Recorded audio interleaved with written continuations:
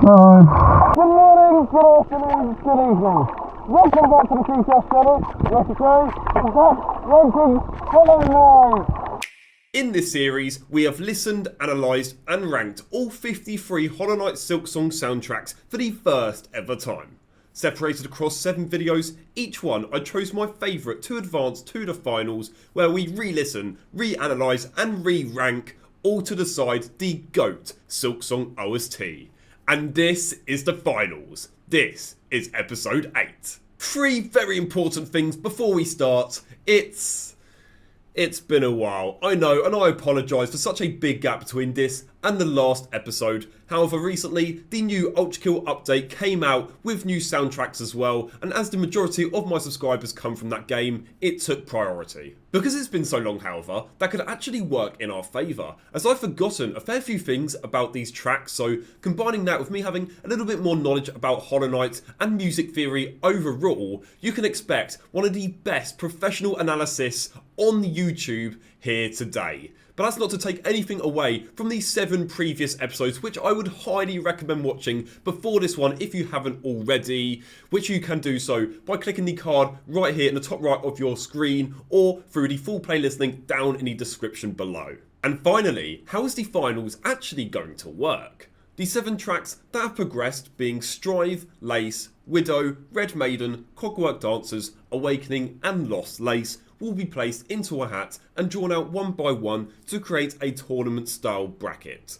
After listening to them again, my favourite will go through to the semi-finals, where I will do something that I've never done on the channel before. I will watch gameplay of the track's respective area in game. So for example, if we were to watch Strive, we would watch the boss battle so I can judge how well it fits within the game, before finally narrowing it down to just 2, where we will then declare the greatest of all time Hollow Knight Silksong OST. So we've got 7 tracks here now in the hat, but that's an odd number. It doesn't add up to the 8 we need for the tournament style, which is why I said in the previous episode that you can vote for the last progressor with the most likes on a comment. And I must say, it was a fierce battle between Bellheart, Bilewater, Phantom and Last Dive, but by 5 likes, my personal favourite out of the remaining 46, Choral Chambers, takes the final spot. And with that long intro out of the way, it's time to draw our first 2 OSTs for group number 1, starting off with Red Maiden. And coming up against the winner of episode 4, we have Cogwork Dancers, the winner of episode 5. Of course, I will be talking about the best moments of the song like I did in my original reactions. However, I'll try to cover the more technically niche areas of them, as well as other parts of the song I may not have covered. But with that out of the way, it is time for the first track in what is likely to be the best OST reaction video, both in my analysis but also in track quality too, starting of course with Red Maiden. As amazing and catchy as this one is, I do admittedly have a bit of PTSD, as originally I mentioned how Hornet is single whilst wearing a Scooby-Doo outfit. Fine, just play the clip. This is maybe Hornet's new theme, which makes total sense with the name. I mean, look at the artwork. You've got the red hair, and then I guess Hornet is the maiden, so she's confirmed to be single. Yeah, definitely not my proudest moment. Anyway, let's go. We open with a solid chromatic minor tonic foundation, creating a 1 flat 2 major oscillation as we prepare for the most satisfying moment in the entirety of Silksong's OST. Here we go!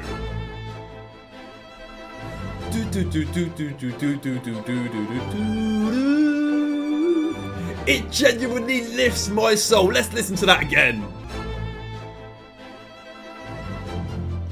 I know I said in the intro I've forgotten a fair few things about these tracks, but that violin solo has been tattooed into my brain for all the right reasons.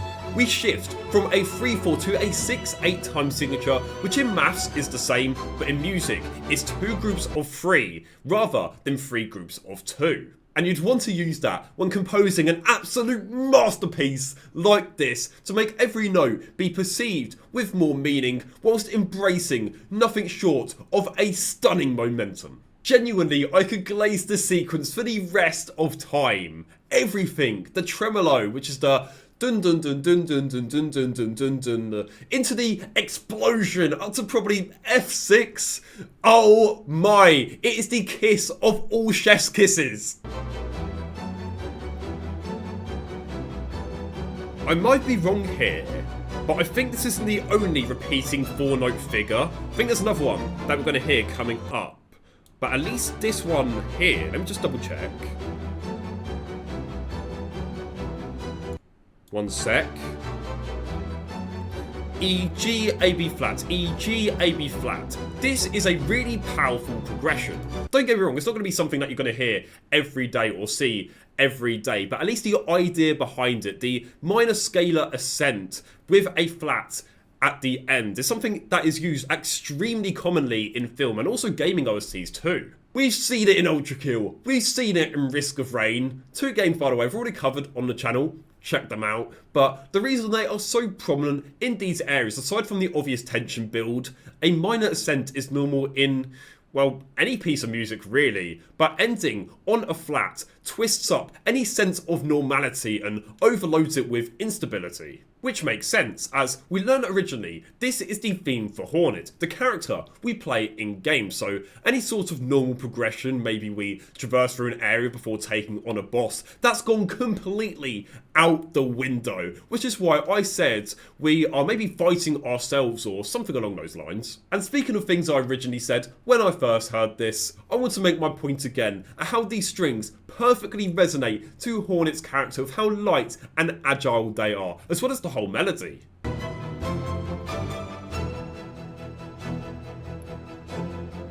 Here we go. I was right about the repeating figure, but not right about the 4-note side of it, as this is a 6-note progression. Which is interesting, as this longer line is not only faster, but it ends on a D rather than a B flat, meaning it stretches higher up in the register, which is the perfect blend for a climatic finale. In conclusion, despite Red Maiden being in the more simple side layer-wise, Larkin pushed every single one of them to their absolute best and most certainly got the most out of them too. The obvious candidate of that is the violin, as the majority of this soundtrack to be fair, but here in Red Maiden, it was controlled so well where every note of every sequence, no matter the time signature which we talked about, no matter the BPM which was around 160, 170ish, it just had a elegant yet dominant flow which is impossible not to love. Next up we have the progressor of, in my opinion, the greatest episode out of the previous 7, Cogwork Dancers. It may have been the best then, but is it the best now against Red Maiden? Let's go. Overall, this probably has the catchiest melody in all of Silksong, and straight away, you can see why. First of all, it's very simple. Common time signature, lower BPM of around 120, and it has a very easy to follow progression. Let me show you. Whenever I say 3 here, I actually mean flat 3, but I just won't be able to say it in time with the notes. You'll see what I mean in just a sec. So, let's go. 1, 2, 3, 4, 5, 4, 3, 2, 1, 2, 3, 4, 5, 4, 3, 2, 1, 2, 3, 4, 5. And that corresponds to G, A, B, C, D, C, B, A, G, A, B, C, D. And just like with the with the 3, whenever I say B, I actually mean B flat. So why is there a flat amongst the rest? Well, this is a G natural minor, or Aeolian scale, and the 3rd note in that is B flat. If it was a G major scale, then the 3rd note would be a B natural instead. And now you might be wondering, well, CJS, why is it the 3 that's flattened and not the 2, for example? Well, that's just the way it is, I'm afraid. It's the same with DE, or in this case, D6 as well. Instead, it would be a flat 6. And if you want to try and flatten the 2 whilst composing, don't. There would be a -2nd interval from the tonic, which would be extremely dissonant and just not nice to listen to.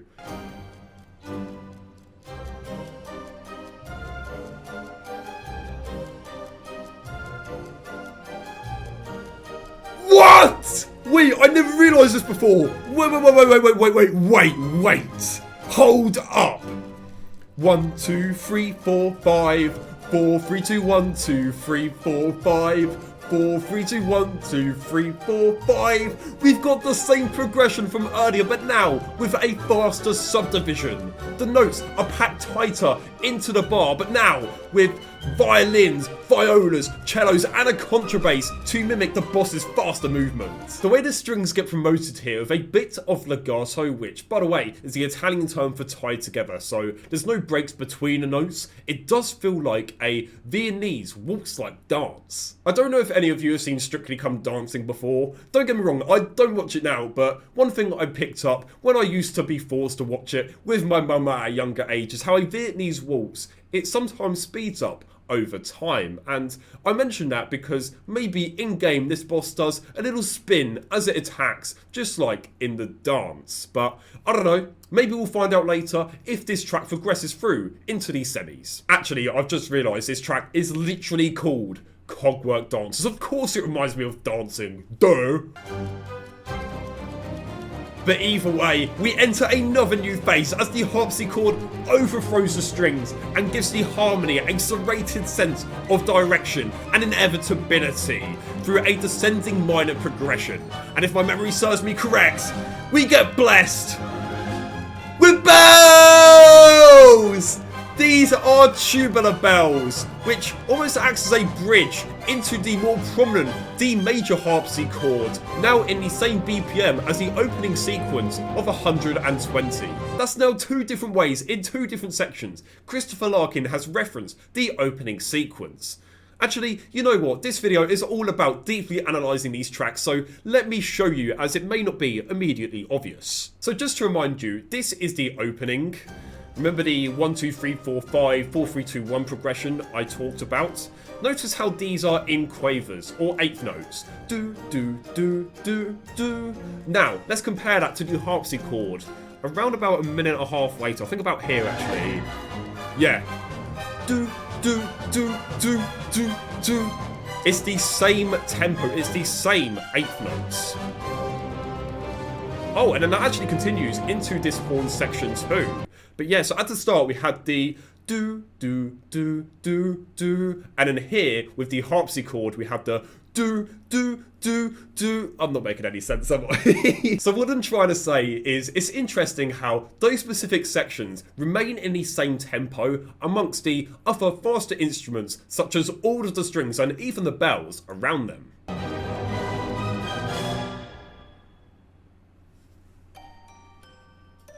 Wait, what? Oh yeah, of course, this is what I predicted to be the kind of post-monologue after you defeat the boss. Hang on. No way! Is this the same progression from the beginning? Surely not. 2, 3, 4, 5, 4, 3, 2, 1, 2, 3, 4, 5, 4, 3, 2, 1. No way! Oh, this is so tragic. The end of an era. If this does progress through past Red Maiden, I cannot wait to see the full context of this and how it was implemented in-game. In conclusion, there was definitely a fair bit of Piotr Ilyich Tchaikovsky inspiration here.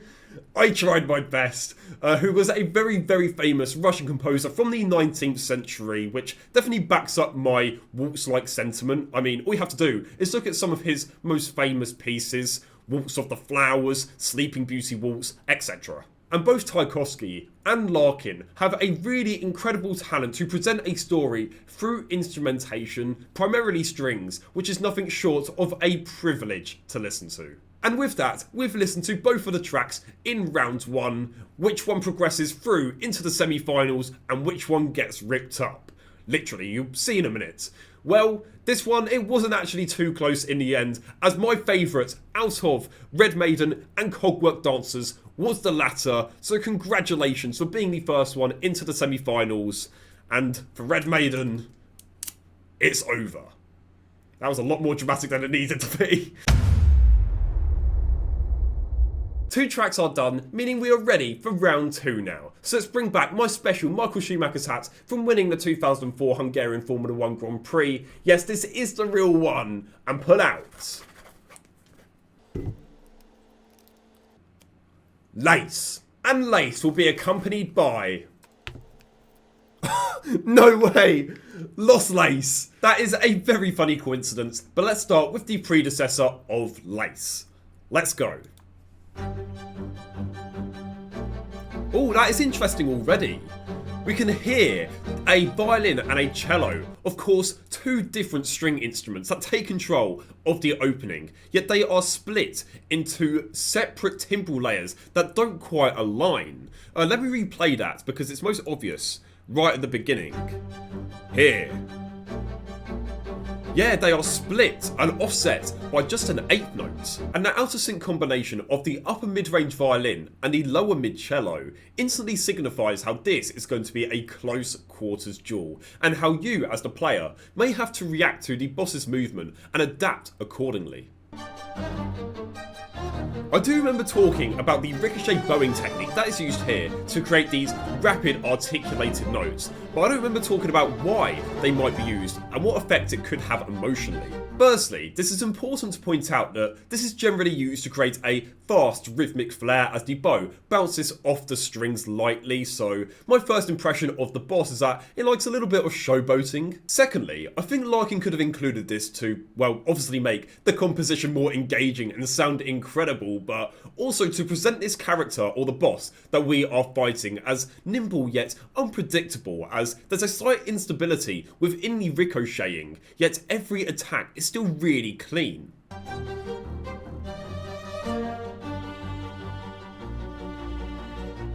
You know what I've realised? How really focusing on every individual layer, there's actually so much more to uncover about these tracks than I ever would have realised before. As right there was a very subtle string portamento right at the back of the composition, I think between G and A, so let's see if that will now expand with this drop.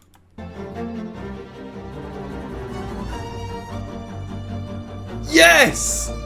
Oh my, it is now blossomed with cellos and double basses still staying in the same tempo of around 140 BPM, but the expansion now helps ground the primary violin. For me personally, this gives the impression of something lurking in the background amidst the darkness, and that could either mean a higher entity watching from above, or possibly even a hidden emotion within this battle, within the boss. And a good example of that could be maybe the boss is thinking, I know I'm good at what I do, but is this really what I want to do? Is it really worth it? Maybe there's a tragic backstory somewhere in the lore here, and I do apologise if I got that completely wrong, but that's just the impression I get from these darker textures as they pulsated forward and briefly broke the violin dominance. And yeah, maybe that could represent the negative feelings and thoughts pulsating in their mind.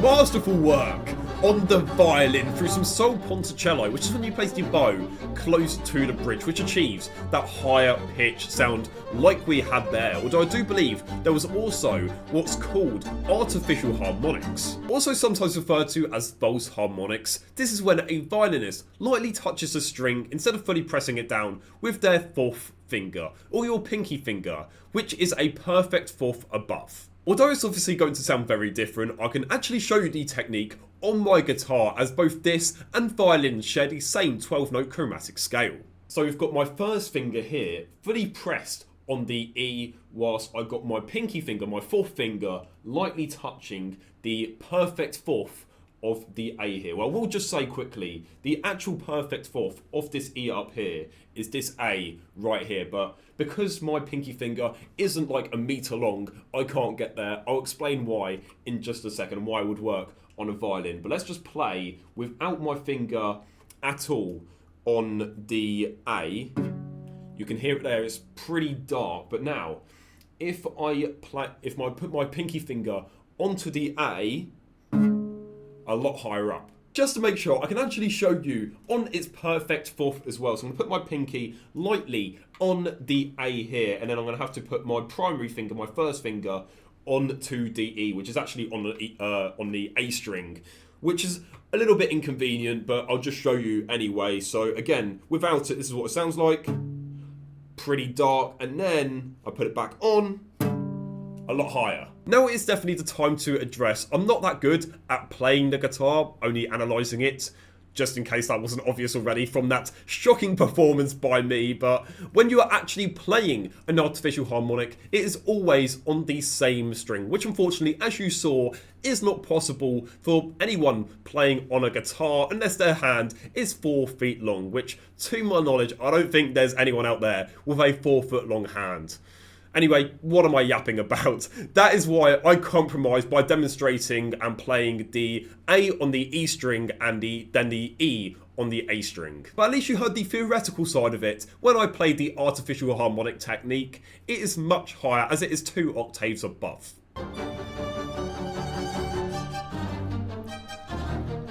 I love this part so much. The Baroque sequential writing screams Vivaldi, especially the 4 seasons. And now we move on to a tension-building vibrato, as if the strings itself is literally shaking to release its final strike. Ascending chromatic run, monumental triple chords. Yes! God, I forgot how good that final sequence is. In conclusion, Lace mastered in his poetic instrumentation to also make this feel like a dance. From the choreography of the strings to the gliding motion of the staccatos and portamentos, Lace is putting up a real challenge against its lost variant. I think I covered pretty much everything I wanted to say in this, so instead I'll give a bit of advice that no one asked for. I mentioned a minute ago Vivaldi and the 4 seasons. If you haven't heard it before, you really should. I highly recommend it. And in fact, anyone that asks me, oh, what song should I listen to? That is probably one of the first pieces that I'd recommend to anybody to listen to if they haven't already. However, I'm not playing it for one specific reason. Despite it having such a huge influence on my life, both when I first heard it, it also has a huge influence on my life even to this day, as recently that somehow got this video copyrighted, despite the song being 300 years old. So when it did get copyrighted, obviously I appealed it to YouTube, but instead the company that obviously owns Vivaldi's song, which is, I'm pretty sure, not possible or legal, said, nope, actually, we own it. And then I tried to appeal it again, and YouTube moderation said, actually, stop right there. If it gets denied again, which is out of our control, you're going to get a copyright strike. So that's why I'm not playing it now, because I do not want to go through all that drama again. And if I keep on talking any longer, it's going to turn into story time with CJS. So I'm going to shut up and let's move on to its lost variant, Lost Lace. God, it still annoys me so much. Lace's lost successor is of course the theme for the final boss in Silksong. And believe me, it is most certainly worthy of that title. Let's go. From the rising glissandos to these authoritative staccatos in a Dies Irae motif. This doesn't evoke, this doesn't portray, we are told about the importance of this track. Of course, I don't know the full context of Lost Lace outside of it being the final boss, but so far, I can imagine a hornet slowly traversing into a grand kingdom or arena like none other, and she is only here to win. No other option is acceptable, and the tightly controlled rhythmic figures with absolutely no legato drift embody maximum 100% focus. I still love this accented detache, which I talked about in the previous episode as this was the last finalist, but what I find really interesting is how these staccatos that were introduced just a couple seconds into this track as a foreground texture but have since been moved further into the background. They now speed up for the first time from 8th notes to 16th notes. I'll play from a bit before the detache so you can hear the subdivision acceleration I'm talking about. Yeah, it's that dun dun dun dun dun, and that overall contributes to the Baroque setting here. It's a little bit more prominent there. And here we go. It speeds up twice as fast. Dun dun dun dun dun dun dun dun dun dun. Yeah, it kind of pulsates in and out actually a little bit, but this all sets up one of the most dramatic, passionate and cinematic moments in the entirety of Silksong. Get ready, because it's gonna blow you away. Here we go!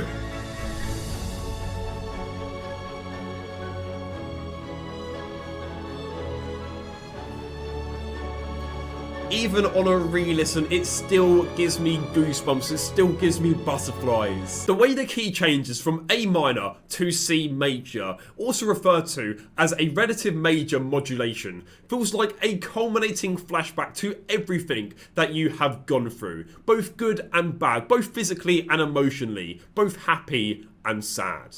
The way the rhythm is played with less density reminds me of simpler times, like when Anton tastes the ratatouille for the first time and gets brought back to his past, overwhelmed with nostalgia. The way the tonal shift is reframed to major reminds me of past celebratory moments that all leads up to the person you are today. Like when I played that highlight reel just before defeating the final pre-hard mode boss in Terraria Calamity, or the highlight reel just before defeating the final boss in Ultra Kill. And on top of all that, this references the melodic contour and rhythmic DNA of Lace. So thank you to the Magic Hat for putting these two tracks out together and also in this order, as it fits so well with the context. Oh my goodness. Of course, it's the horn that bows to the front of the composition, which in fairness is what the horn does best. But it's these strings pulsating with soltasto that draws me in the most, as that is what fed me the impression originally that the boss that we are fighting isn't an ordinary villain, but it could possibly be an old friend or even family member. By positioning the bow directly on the fingerboard, it creates a sense of fragility and warmth, and even a subtle feeling of intimacy and familiarity, which is not something you'd ever expect to hear in a final boss theme, which is why I think that we've almost been unwillingly forced to battle against this boss due to external circumstances possibly outside of our control. But if those tragic emotions are starting to get into your brain and get the better of you, the introduced E major horns sharply tell you to shut up with a snap back to reality and remind you there's still a duel that needs to be won for the greater good. And that is all demonstrated perfectly with a beautiful lace motif. Now finally, the entire orchestra locks in with maximum weight! What a finale, what a climax, what a soundtrack. It's time to talk about it, as we say. Two-step challenge. Definitely not two-step challenge. In conclusion, a technique that was used there right at the end before the final E major strike. It was raised and stretched out with a G major ritardando, which is an Italian term for a gradual decrease in tempo, and that was so important there as it added more suspension to the dynamics. Overall, Lost Lace feels complete in such a monumental way, and it told a story so well. I think a big part of our battle here is actually against our own emotions, and I cannot wait to see if I'm right about it as we watch the gameplay as Lost Lace progresses through into the semi-finals. As for Lace, unfortunately, it's the end of the road. Round 3 now. Let's pull our next track out of the hat. We have got Widow. And joining the winner of episode 3 is the clash of two titans, Choral Chambers. I can already tell this is going to be an almightily close battle for completely different reasons. So let's not waste any time as we begin with Widow. Let's go. Straight away, the rising crescendo classifies this as a Herculean battle.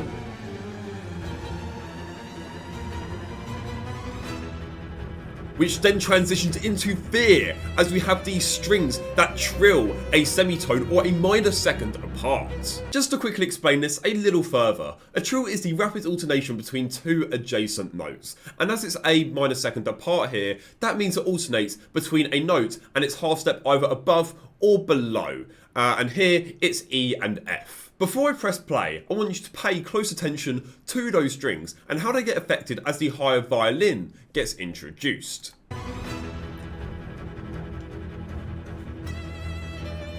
Do you notice how they didn't change at all, yet now they're much less noticeable within the composition?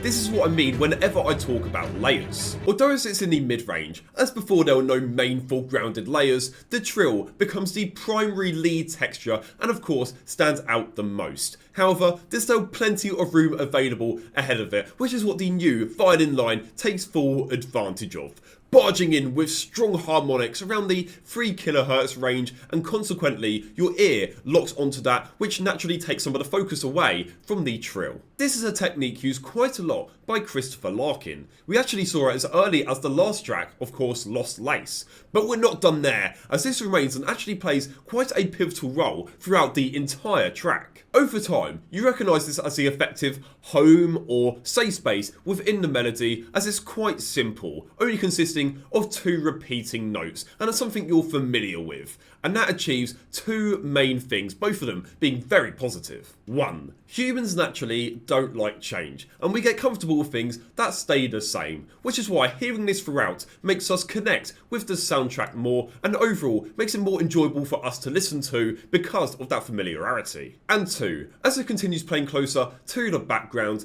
Larkin has the opportunity to turn it into effective white noise, or in other words, as it is so consistent, you don't really notice them as much over time, which then allows for more textures to be brought in without it being so overwhelming. This is something we saw mastered by Hakita sometimes in Ultrakill. I will say it's less effective because it is a trill rather than a more traditional single note, but this was a technique pioneered by the likes of Krzysztof Penderecki, a Polish composer from the 60s and 70s, as well as Legati too, from a similar era. However, I've done a lot of talking, so let's carry on.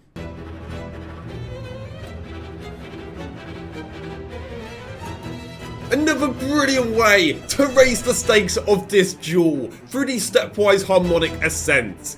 Each progression shifts a gear forward, each progression escalates the tension, the urgency, the rhythmic violence, until you ascend. I'm ascending!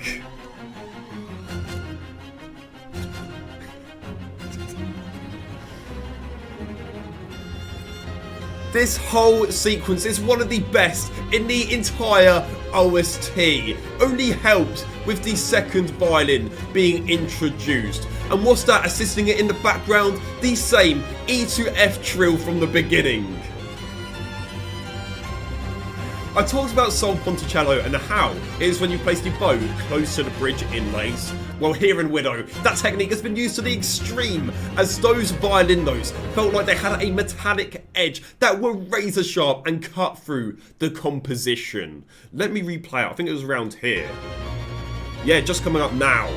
I think that could represent how, in this final phase, the boss has razor sharp attacks that hit like a truck.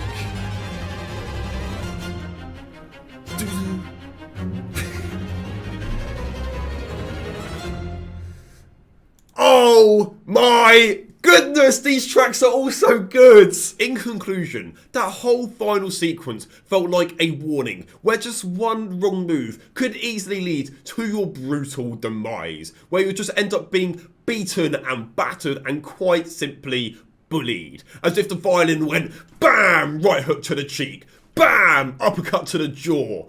Throw a KSI elbow in there too. I know I've talked about the violin a bunch, so I do also want to give a shout out to the other strings, being the cellos, the violas, and also the double basses. They all helped reinforce the unbelievable potency of the violin, and at times actuated as the riff's engine, so it felt right that I mentioned them too. Now we have the only true violin theme in the finals, the fan-voted Choral Chambers. Like I said in the intro, I'm so glad this one is here because it's possibly the most beautiful track in this entire OST and possibly we've ever heard on the channel. And you'll find out soon as we say, let's go.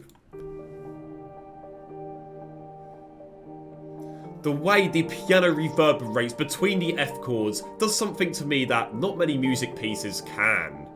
And despite it sounding as light as a feather, it functions as the tonic anchor. And you thought that was peak? It only gets better from here, starting with a vocal choir.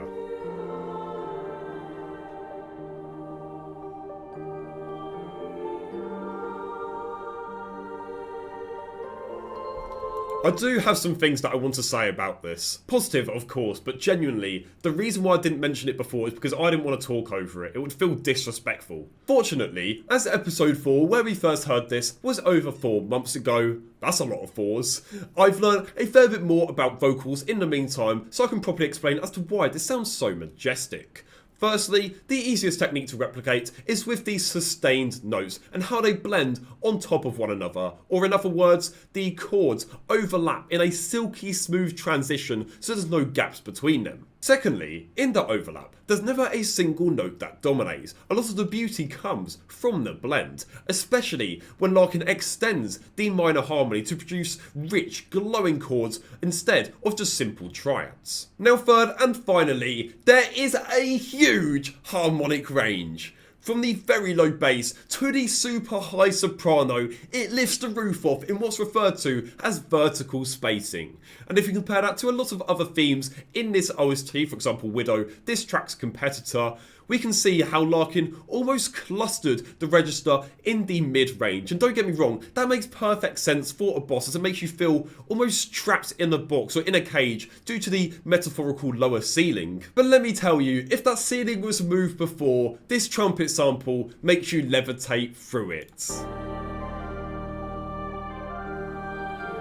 At this point, it doesn't even feel like chords. It's as if I've met God up in the clouds as the sky and atmosphere themselves are singing.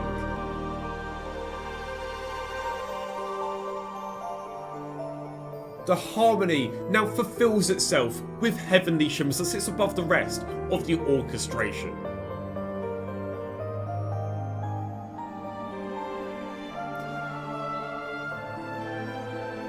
I think now would be a good time to discuss the meaning behind the name Choral Chambers, or at least focus on the choral side of it. I did vaguely mention it originally, but there is a performance type called choral music, which you guessed it, does relate to this track. But first, what is choral music? Well, to put it simply, it's when you have multiple human voices singing together. The word choral comes from choir. However, the difference is the choral side of it focuses on the notes, structure and actual composition rather than the physical group of people. Anyway, this is incorporated into the track as a textural and harmonic layer, not a melodic passage, and that assists in portraying a reverent and immersive environment.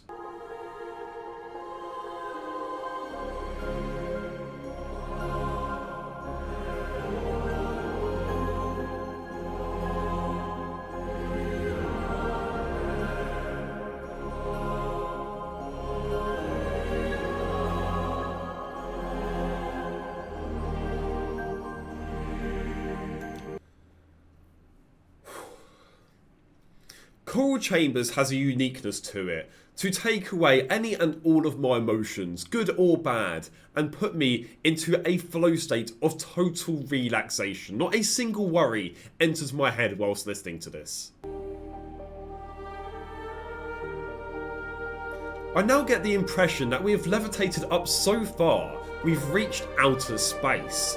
Not like what we saw with Event Horizon recently in Ultra Kill, but almost all of the low end support has delayered, leaving the high strings to dominate even more than normal, once again evoking that floaty, drifty sensation. But wow. In conclusion, I'm honestly struggling to find the right words, as no adjective in my vocabulary is justifiable for how beautifully composed this was.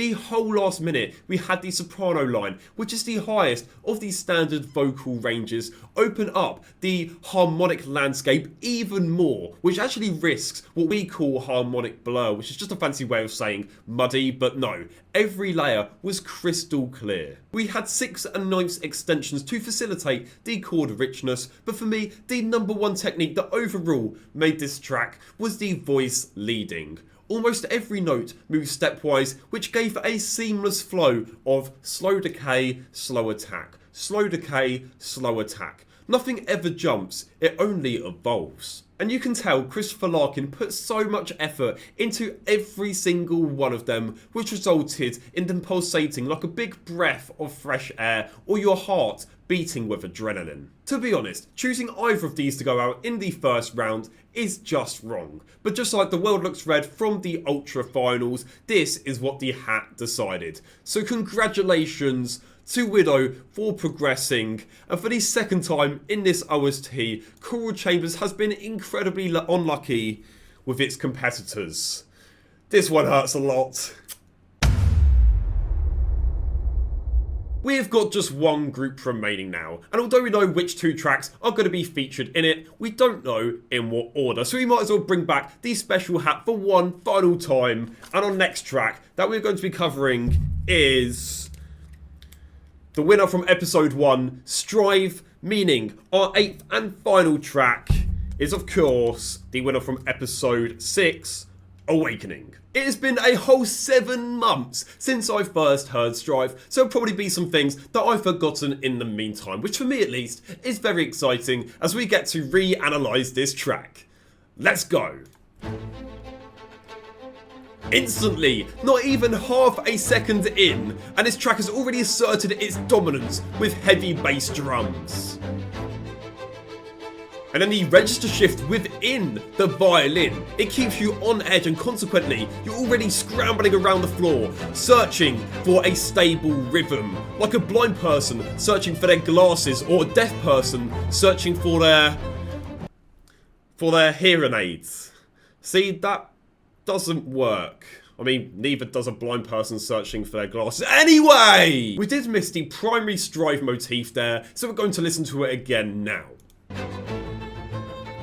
And there is a good reason as to why I gave a special shout out to the violinists here originally, because they absolutely cooked. And once the momentum gets going, it's as if these strings, every bar, they reach out and grab and pull in a new layer to overall enhance the ostinato, like feeding candy to your Pokemon so you can evolve them. It went like do do do do do, rising dynamics, do do do do do do do do do do, triplets, do do do do do, bass doubling, do do do do do do do do do, more strings.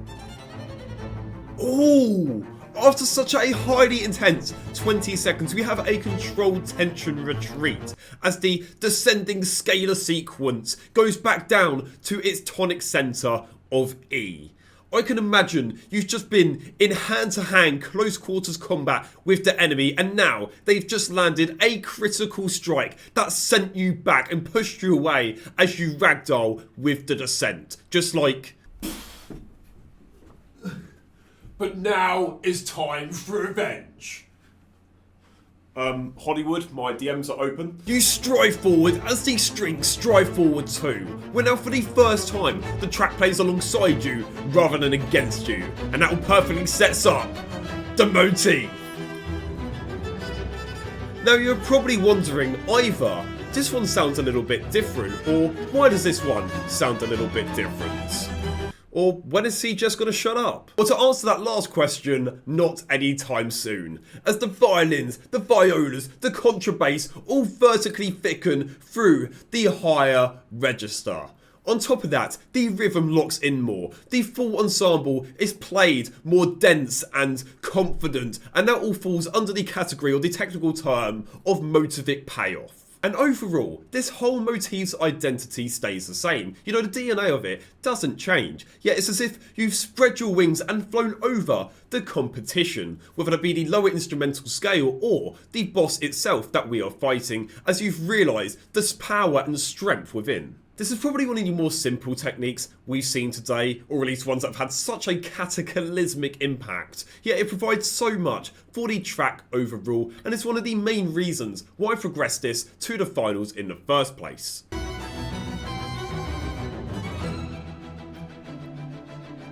Now we move on to what's called an ascending sequential ostinato, which is that repeating melodic figure within the violin that shifts up every other bar, and obviously builds tension and anticipation ready for the final blow. Do not take that out of context!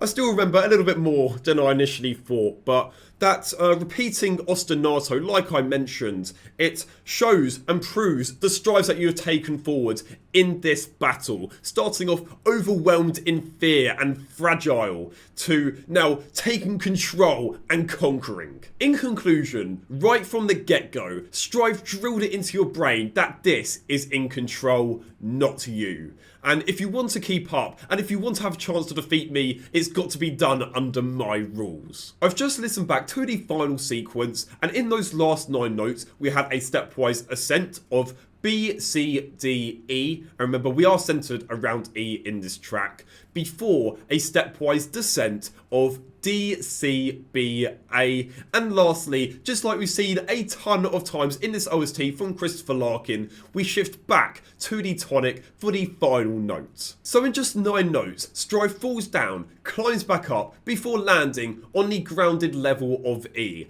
and that is the perfect representation for this entire track as a whole. And I'm sure in-game, you can take that melodic breath with you and use that as motivation. Even when times get tough, through perseverance, you will prevail. And that is the perfect message to send a player, especially after the first boss. And now we have our 8th and final track in these finals, Awakening. Can it take down Strive and steal the final spot in the semis? Let's go.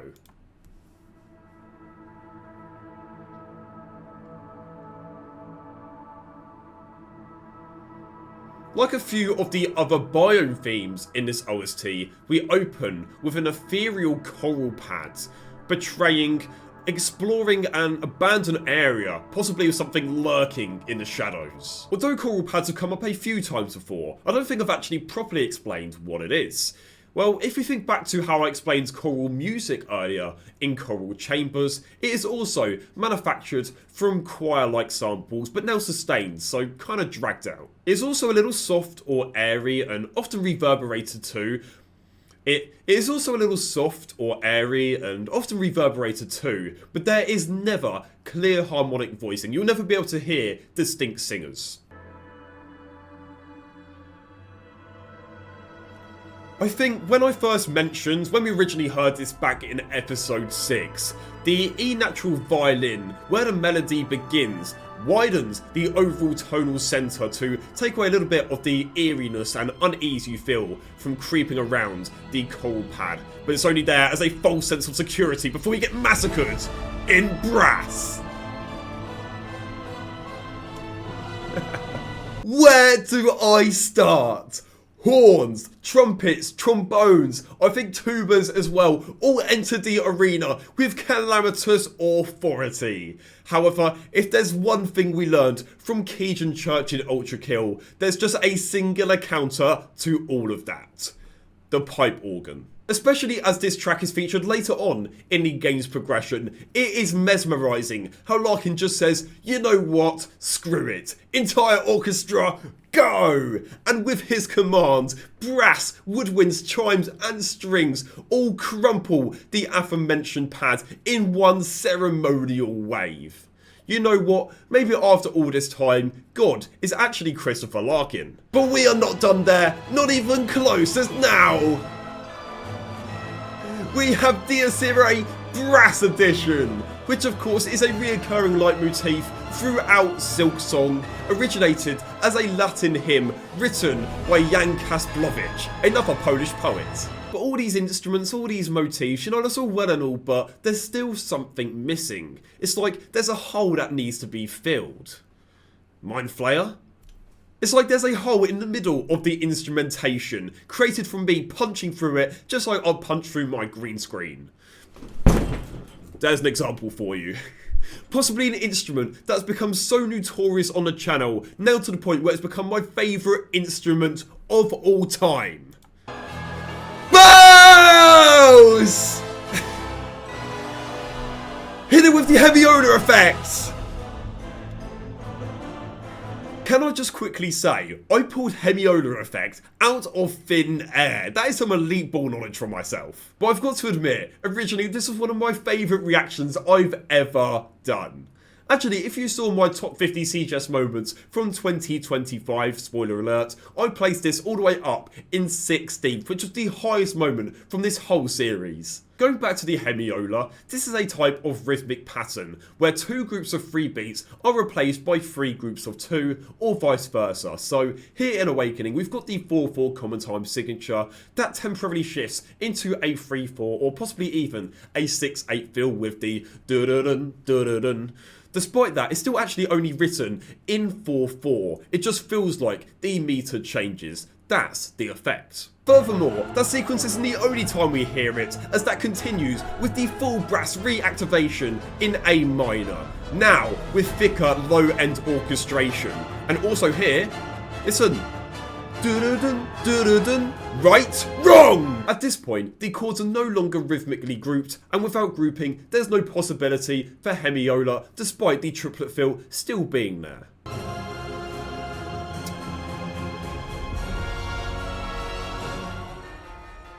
How does it keep on getting better? The best instrument of bells makes one of the best chord progressions of A minor, F major, and finally D minor, or 1 flat 6 major 4, which is a chord progression actually used quite a lot in orchestral writing and film, as it enforces a powerful driving motion that feels inevitable as there's no resolution. Well, not until that A minor tonic at the end there. In conclusion, Awakening teases you a little at the start with soft pads and a modest violin before Larkin looks at you dead in the eye and says, "Do you feel relaxed? At ease maybe? Good. Because you're not getting any more of it before repeatedly smothering you in brass stabs and bells of all things." And let me tell you, I do not mind being smothered in bells. Now we've got another tough decision to make. Who wins in round 4 between Strive and Awakening? Well, as much as I love Strive, the bell bias is coming out in full force, so congratulations to Awakening for going through. As for Strive, considering it was the first boss, it did a very, very good job, but just not good enough. And that concludes the 4th and final group, so a big congratulations to Cogwork Dancers, Lost Lace, Widow and Awakening for progressing through into the penultimate rounds. But as you can see, in the 5th to 8th tier, these tracks have not been ranked individually, so let's quick fire through them now. If we're going on standout moments, that tremolo violin in Red Maiden was possibly my favourite in this entire OST. However, despite that, Lace beats it to 7th for being more consistent, particularly with its soul ponticellos and overall better use of the full string composition. Narrowly ahead of it in 6th place was our first finalist of Strive. It worked perfectly for an opening boss in the Silksong with more simple characteristics such as ostinatos and stepwise motion. However, that did ultimately hold it back from placing any higher. And of course, in 5th place, the best out of the quarter finalists, Choral Chambers. I mean, it just had to be. I've said it before and I'll say it again now. The fact this is possibly the most beautiful track we've ever heard on the channel, and it's only in 5th place, is a true testament to Christopher Larkin's unfathomably great work throughout. But on that note, all 8 tracks have been re-listened, re-analysed and re-ranked, completing round 1. So before we move on to the semi-finals, it's time for comment of the week. If I thought the cracking jokes have got out of hand before, I fear now we are at the point of no return. Let's see how many times it was mentioned in my last Ultra Kill video. Alright, keywords crack. Oh my... Why am I still scrolling? Now, I will be the first to admit, I didn't help the situation as I got exposed in a slightly unfortunate way. Let's go. Oh no, there's more. I should probably change my keybind so I don't tab out again. Which also got me age restricted with limited monetization. Okay, well, it can't be that bad, right? What the actual Thanks YouTube, very cool. Now let's move on to something much more positive money related with the top donators from that video. Firstly, I want to give a big shout out to Christian1862 and also Blueman777 for donating on my April Fool's video. I wasn't originally going to cover that video, but I can't ignore someone's generosity. But now for the winner of Comment of the Week, and I actually have a runner-up, which is a reply to this absolute abomination of when you realise it's called Ultra Kill because of the layers. A Wimbo, Lust, okay, good. Tuttony, Rords, A the one with fishing, Gabriel, I don't know, Ligma, L the last one. So shout out to Fecal Unfunny 7109 supply of Onto Something, On Something. Absolutely golden, top-notch reply, but only the runner-up. That is because sometimes money prevails and even Comment of the Week can be paid to win. As we had our first ever pink donation of 80, yes 80 Australian dollars from the absolute GOAT Glueman777, who just said fretless bass harmonics, referencing the Event Horizon soundtrack.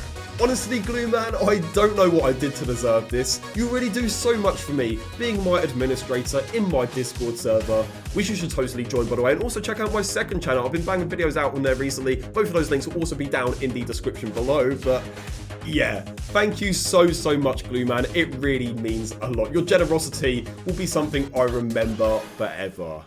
But without further ado, it's time to move on to round 2. As I mentioned before, we're going to take a look and live react to the boss fights and their respective areas in game from the 4 semi-finalists, which will help decide on which ones I prefer. Firstly, between Cogwork Dancers and Lost Lace, followed by Widow and Awakening, as I judge which of the OSTs fits best within the game. I think it's important for me to clarify the actual physical gameplay itself will not have any influence on the ranking, as the main thing we are looking for here is the context of the track and its role within Silksong, as well as how well it fits and the emotional experience it adds. So let's start with the Group 1 winner of Cogwork Dancers and watch the battle against the Cogwork Dancers. Shout out to Boss Fight Database for these videos. His channel link will be in the description down below, along with Christopher Larkin's, of course. But without further ado, let's go. This is also, by the way, one of the first bits of gameplay I've ever seen of Hollow Knight. And whoa! They came from statues out of the wall, and there's 2 of them. 1, 2, 3, 4, 5. 4, 3, 2, 1, 2, 3, 4, 5. 4, 3, 2, 1. Okay, that's interesting. The dancers, they do move in tangent with the beat, which is something I hoped, but not on the note that I'd expect. I'm just going to show you again. So they dash around the arena once every bar, because that whole progression from 1 to 5 and then back down to 1 again are counted as separate bars. But what's interesting is they first do it on the ascending 3 or B flat, followed by the descending 4 or the C. I'm not sure why it's done on a regular notes, but let's see if that continues with the later motif.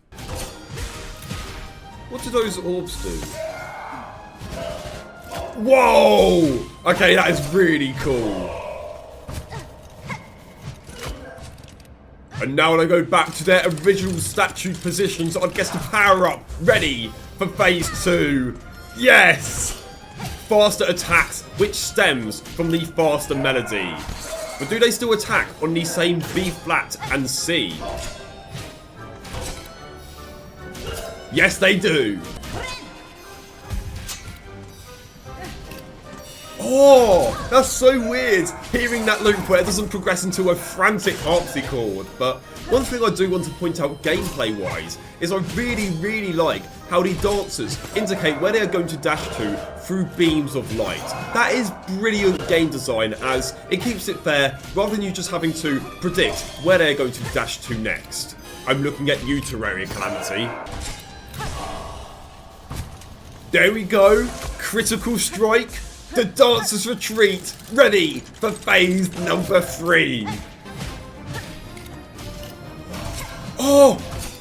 The dancers now move in different directions, they dash at different points.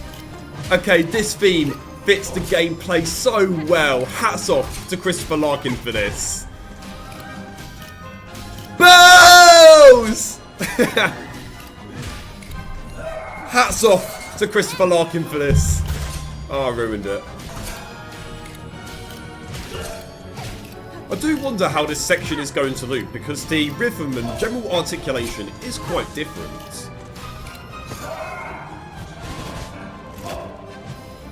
What?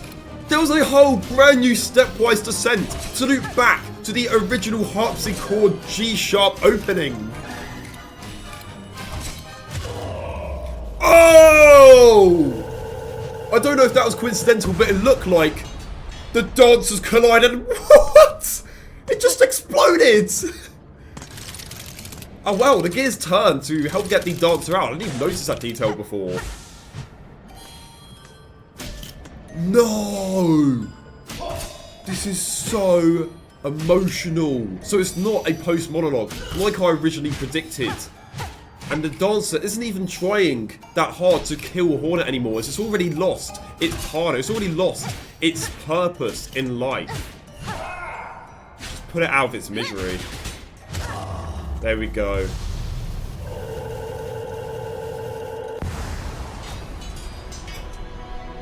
Oh, what's this OST? What's this?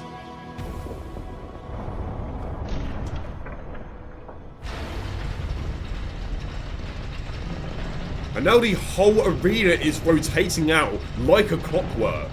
Okay, I feel like we should stop it here because we are getting to post-boss now. The OST has stopped, but wow, that exceeded all of my expectations. Now we jump forward in game progression to Lost Lace. Let's see how the theme for the final boss fight is incorporated in-game.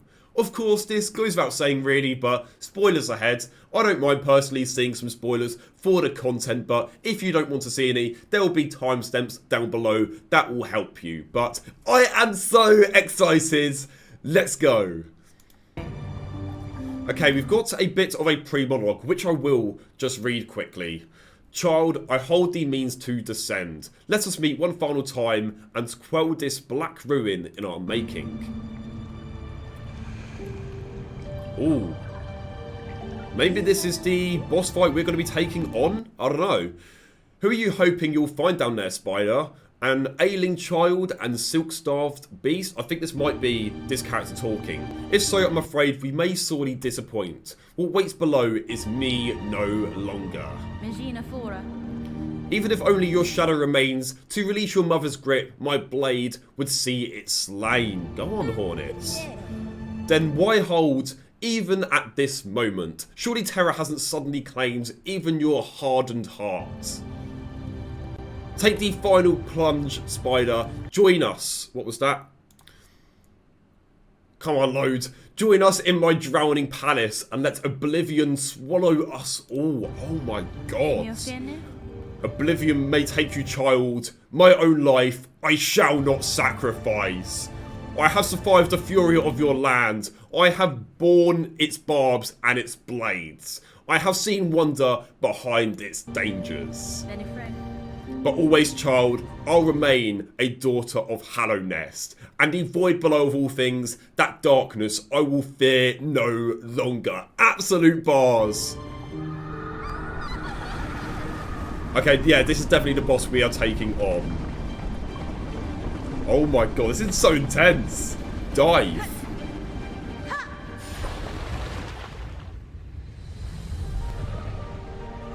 Oh wait, this is the last dive OST. Oh my. Okay, I can see why all of you wanted me to place this up in an S tier. And you know what? Fair enough. It is so cinematic. Did I not say it gives me the impression of Hornet slowly traversing into a grand arena like none other? Let's find out.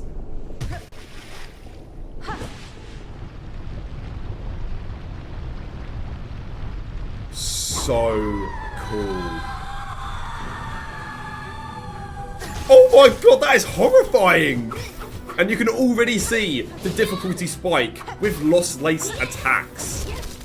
However, I do notice Hornet does have some extra max health from Cogwork Dancers, plus a ranged attack of her own.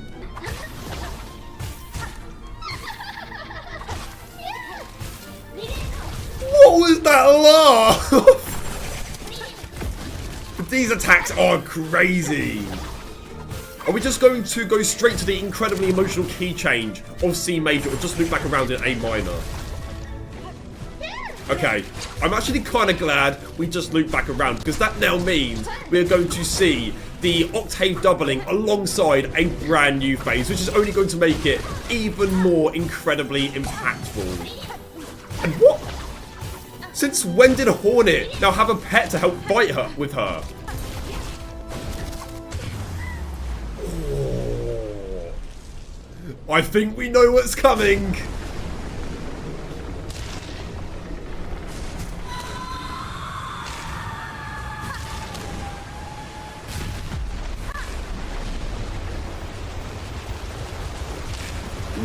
What? We're now being attacked by the environment too? What? I cannot even begin to imagine what it would be like to experience this in-game for the first time because I'm getting a little emotional just watching it.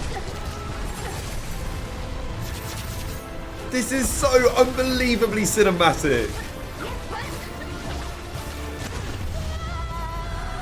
Did we do it? I think we did. Yeah, this statue-like thing in the back, which I believe represents Lost Lace. I mean, I guess there are some similarities within their designs. Now screams in pain and anguish.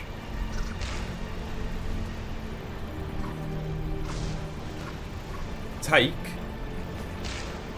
It's Hornet now taking them with her.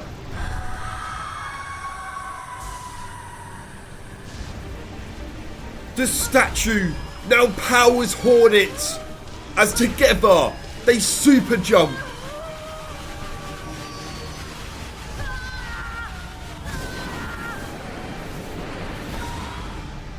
And dive back through. Maybe I was right. Our Lost Lace is maybe an old friend or distant family member because now Hornet is saving her, I do believe.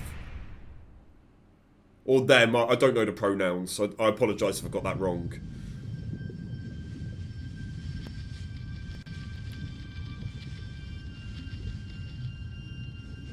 Wow, this is like a proper movie.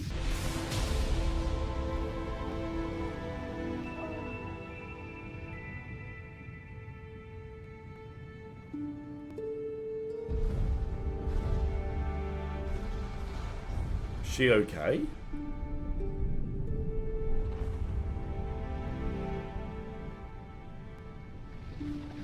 Wait, so did Hornet nearly die herself trying to save Lost Lace, but then the environment or that creature with the great big bright glowing white eyes save her? But isn't Lost Lace still down there? I think Lost Lace might have drowned.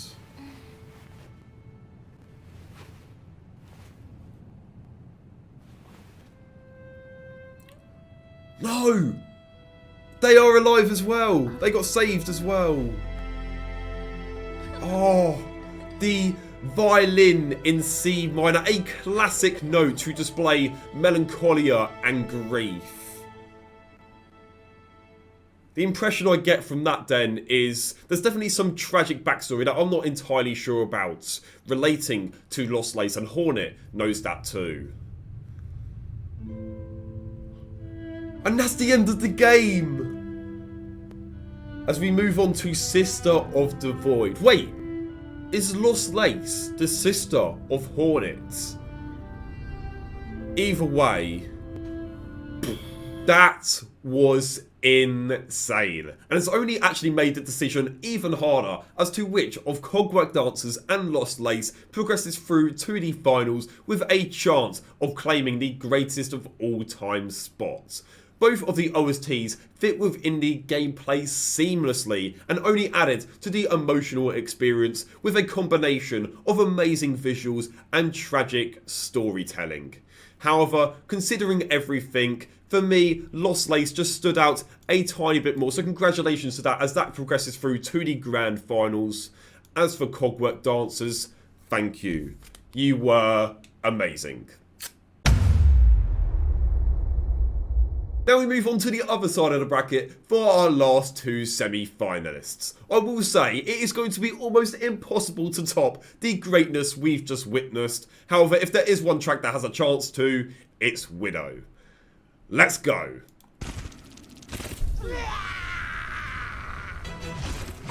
That is most certainly a strange noise to say the least. And that... Bells! Bells! What? Bells!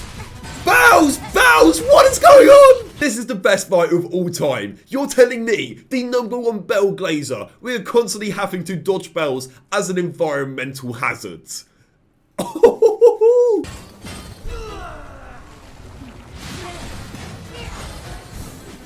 An entire wave of bells just landed on top of Widow. This is phenomenal. I will say though, this boss does not shut up. It constantly making lots of groaning and moaning noises, which I will say is a little off-putting. And also, this track doesn't feel like directly incorporated with Widow, unlike Cogwork Dancers for example. But then again, does that really matter because bells. It's so great how the bells attack you from every direction. It looks like as well, Widow is pulling on some string, or probably still come to think of it, that will make the bells fall down more, like opening up the ceiling so there's more places for them to fall.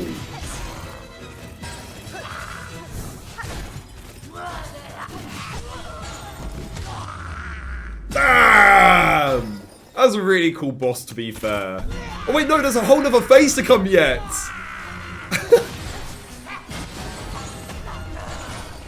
I never thought I'd see the day where I am overstimulated in bells. I will definitely say, this looks like a really fun boss to battle with. Narrowly dodging the attacks in your horizontal peripherals before narrowly dodging the attacks both above and below you, of course, from the bells. Like for me, even if I did get hit by them, I probably wouldn't be mad. In fact, if anything, I'll be happy. Bells, hit me some more, please!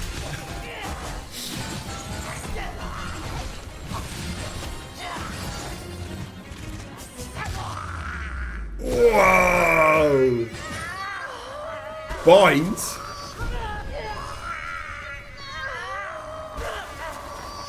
Oh my god! This is brutal! The last track, Awakening, for once doesn't actually feature a boss under the same name, as this is the theme for the Grandmother Silk, which I just accidentally saw is the final boss in Act 2 of the game.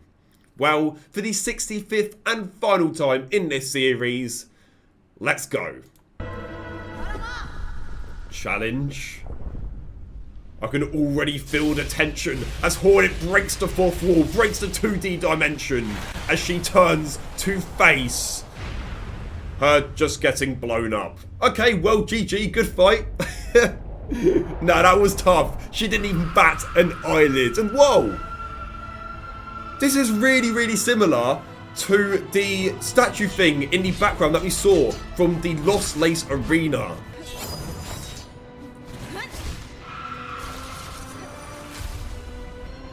These attacks remind me of the Empress of Light from Terraria, which is a great thing, by the way.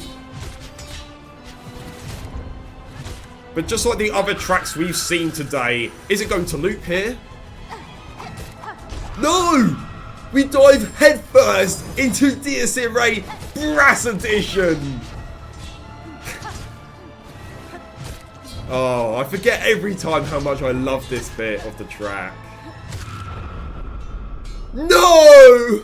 We missed the bells! I mean, I guess we did get enough of it in Widow. Oh, okay. No, that does make sense, to be fair. The second phase begins at the Hemiola effect, so we really did just miss the bells.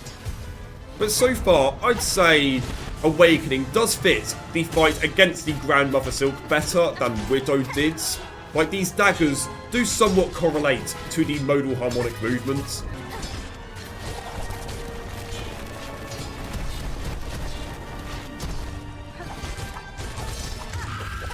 That was a sick combo, weaving between the sharp attacks to unleash a quad boomerang strike. We're binding again. Ooh, the hairline's been exposed. That's even worse than mine.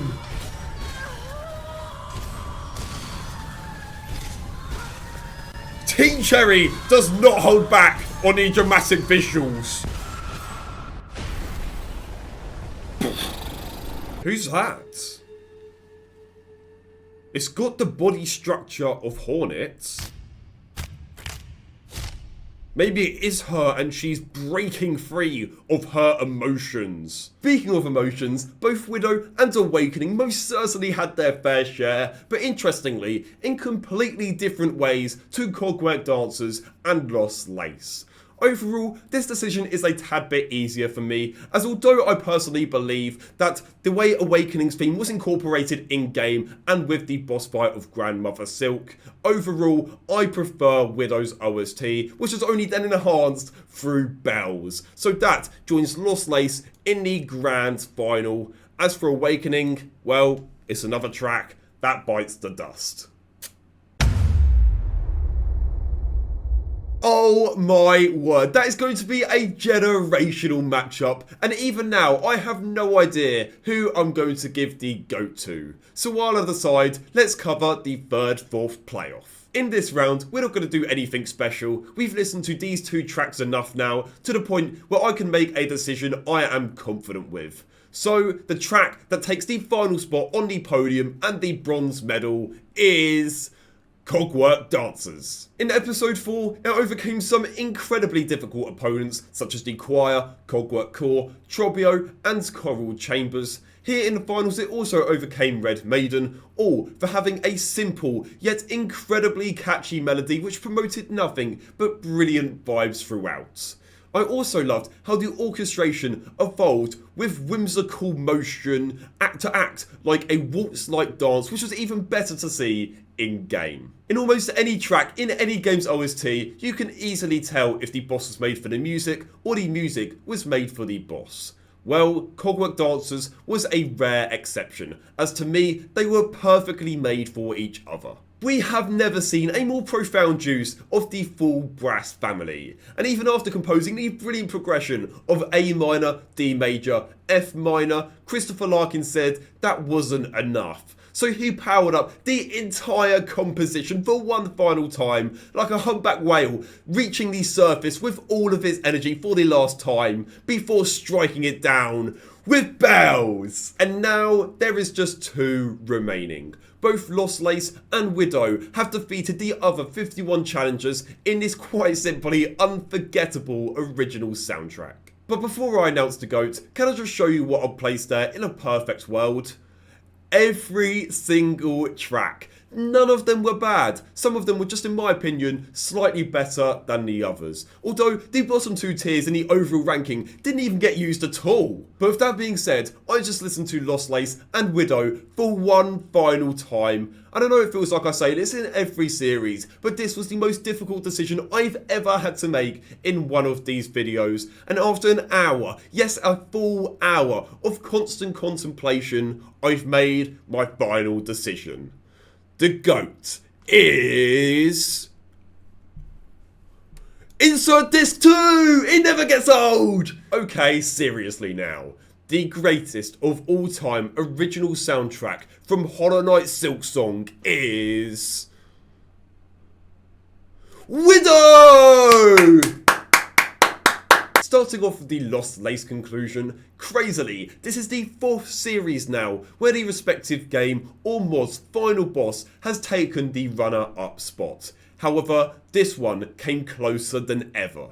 Even without watching the gameplay context, Larkin showed raw emotion as he took a monumental risk by composing this in a completely different direction than any other final boss. Particularly with the strings, for example with the modulations to the relative major as well as the soltastos, which worked flawlessly, portraying and giving Lost Lace a unique identity of being an enemy but not a monster. However, despite all that, there was one that was better. Widow was an amalgamation of perfection. It wasn't the most explosive, it wasn't the most mechanical, it wasn't even the most powerful, but it was the most relentless. We all know by now, Larkin's strongest asset is the violins, and here that was demonstrated with incomparability. So many techniques were used to build tension like none other. Semitone trills, minor third key changes, sol ponticello, stepwise and chromatic ascents, just to name a few. From the very first second decrescendo to the very last second with the high decrescendo, this was a string-driven assault that perfectly blended majestical elegance with sheer danger. Something we've seen many times in this OST, but here it was perfected. Maybe on another day, these top 3, possibly even top 5, could have won. But alas, there can only be one winner, and today we congratulate Widow. And with that, we have listened, analysed and fully ranked Hollow Knight Silksong. But before you go, I've got my biggest ever announcement as well as the series conclusion. So, in conclusion, I have become a fan of Christopher Larkin because of Hollow Knight. I've become a fan of Hollow Knight because of Christopher Larkin. I've never played the game before, nor have I seen barely any gameplay before today, yet this whole soundtrack has got me so invested. Particularly with the first half of this OST, I found Christopher to be very efficient with his textures, and what I mean by that is that he manages to portray and evoke so much, not only emotionally, but also physically, as he often built tension through restraint. He never rushed a texture forward, he never overwhelmed with energy, and that self-control to wait for the perfect moment to strike, while still not being afraid to explode in colour through the full orchestra, is a talent very few composers have, and even fewer can master. Larkin built Hollow Knight's music off love and passion, seen quite evidently with the Vivaldi inspiration and the frequent Dies Irae leitmotifs, a recurring symbol of inevitability. This helped unify the whole soundtrack with subconscious dread, yet also familiarity, to the point where our brains connect to it on a number of different levels, perfect for long-term engagement. In the majority of other OST ranking series I've covered on the channel, I've praised how the respective composer had improved over time, with the later tracks upgrading in quality. But Larkin, he was incredible throughout. All 53 of them pulls the strings on the violin just as much as they pull the strings in your heart, leading to a new orchestrated realism we have never seen on the channel before. The live performed writing helped breed the constant, awe-inspiring melodies and riffs where every note felt like a new story was being uncovered before our very eyes and ears. Silksong achieves to give me a new level of appreciation for music I didn't even know was possible. But I think a lot of that is from Larkin ripping out the rulebook and rewriting how music should be composed. From the first song to the last, from the intro to the outro, from the title theme to the closing theme, he hit the nail on the head with shifts from exploration to confrontation with its biome to boss alternations, and in total is a huge positive step forward for modern indie game music. I knew from the very second I saw the name of the sequel, it was going to be amazing. I mean, it literally has song in the title. Hollow Knight Silksong was absolute cinema. Of course I find a way to ruin it. And with that, it is the end of the video, the end of the series, and the end of an era here on the CJS channel. as this could well be the last ever full OST reaction series I complete for a number of different reasons, which I'll go into detail about next week in my most important video ever. You will not want to miss that. But if that is the case, I couldn't think of a better series to finish on. Thank you so much for watching all the way to the end of this video. I hope you enjoyed the 8 videos in this series and the 36 music reaction videos I've ever done on the channel as much as I have. And for now, good night.